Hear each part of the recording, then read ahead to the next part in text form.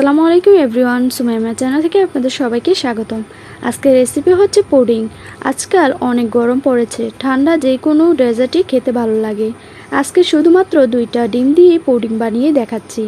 মেহমান আপ্যায়নে বা বিকেলের নাস্তায় ঝটপট বানাতে পারেন। আজকে এই পুডিংটা খেতে অনেক মজার হয়েছে।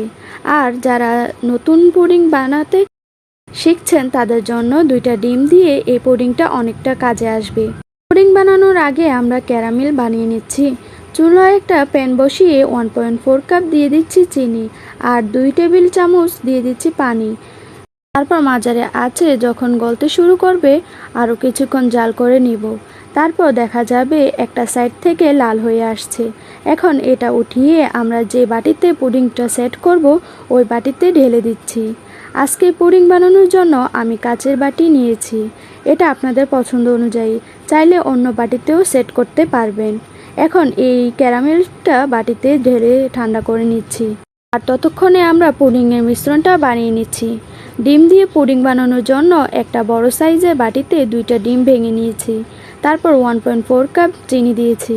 তা আপনারা যদি মিষ্টিটা কম খেতে চান তাহলে আরেকটু কম নিতে পারেন। এখন হাফ চা চামচ ভ্যানিলা এসেন্স আর 1.4 চা চামচ লবণটা চাইলে স্কিপ করতে পারেন, তবে দিলে খেতে ভালো লাগে। এখন এই ডিম চিনিটা ভালো করে মিশিয়ে নিচ্ছি। একটু ভালো করে মিশাবো যাতে চিনিটা পুরোপুরি গলে যায়। তারপর এখানে হাফ কাপ দিয়ে দিচ্ছি লিকুইড মিল্ক। আপনারা চাইলে পাউডার মিল্কও দিতে পারেন, তবে ঘন মিল্কটা দিলে পুডিংটা রেজাল্টটা ভালো আসে। এখন একটা ছাঁকনি দিয়ে ছেঁকে নিচ্ছি।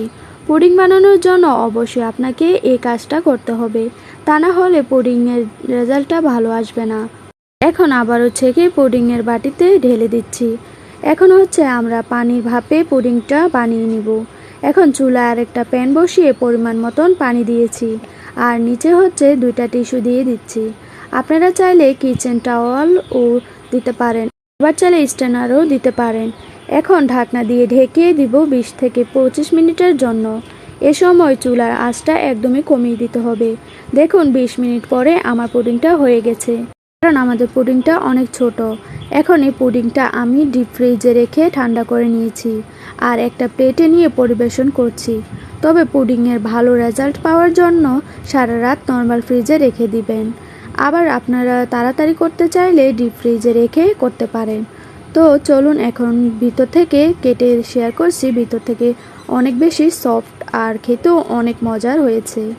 আপনারা যারা নতুন তারা এই রকম 2টা ডিম দিয়ে ঝটপট বানিয়ে নিতে পারেন।